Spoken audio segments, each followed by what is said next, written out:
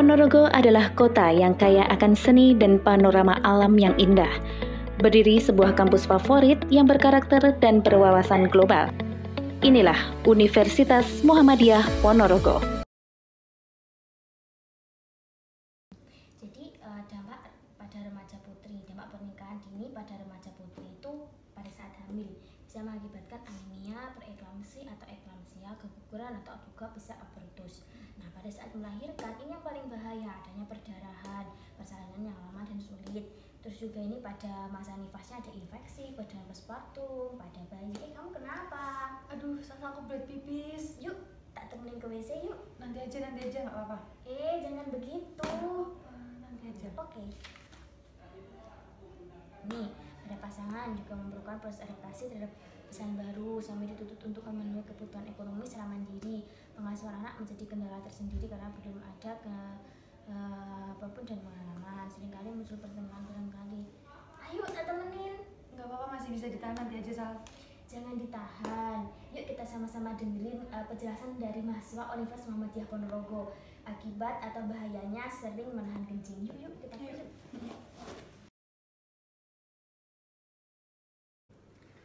Assalamualaikum warahmatullahi wabarakatuh. Perkenalkan, saya Ananda Salsabila. Saya Pandiora Waya Prifna. Saya Dilana Fitasari. Kami mahasiswa Universitas Muhammadiyah Ponorogo, Fakultas Ilmu Kesehatan, Prodi S1 Keperawatan semester 5. Di sini kami akan membahas terkait dengan bahaya menahan kencing. Bagaimana penjelasannya? Simak video setelah ini ya teman-teman. Dadah. Jadi teman-teman, apa sih bahayanya apabila kita sering menahan air kencing? Yaitu salah satunya bisa mengakibatkan ISK.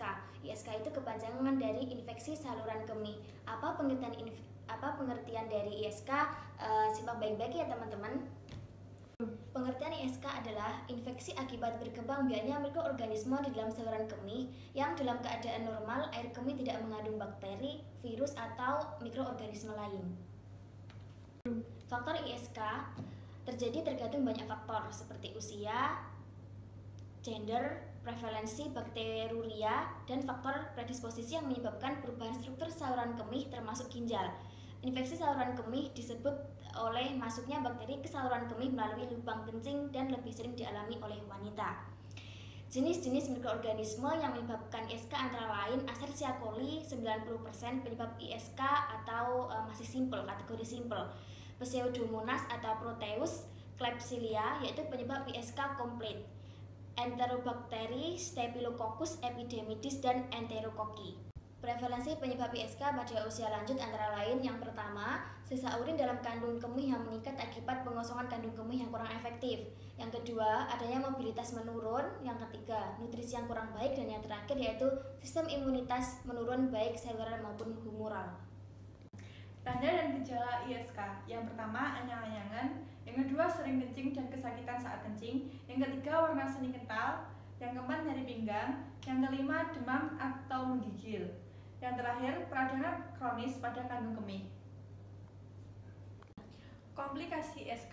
Yang pertama, infeksi berulang. Yang kedua, kerusakan ginjal permanen. Yang ketiga, penjempitan uretra. Yang keempat, sepsis atau komplikasi infeksi. Jadi teman-teman, agar tidak terjadi ISK, kita dapat mencegahnya yaitu dengan cara yang pertama, memperbanyak minum air putih 8-10 gelas per hari. Yang kedua, mengkonsumsi vitamin C secara teratur.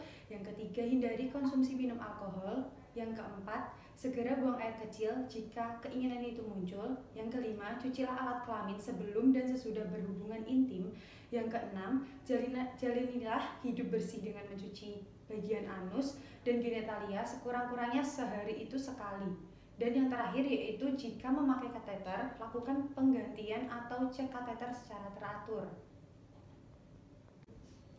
Jadi, jika kita sudah terdiagnosa terkena ISK, kita dapat menanganinya dengan cara yaitu yang pertama, minum banyak air putih juga seharusnya dilakukan agar bakteri bisa hilang dari sistem saluran kemih.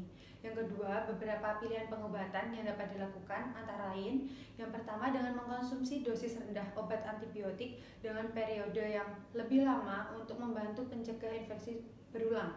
Yang kedua yaitu mengkonsumsi dosis tunggal antibiotik setelah berhubungan intim untuk mencegah pemicu infeksi umum.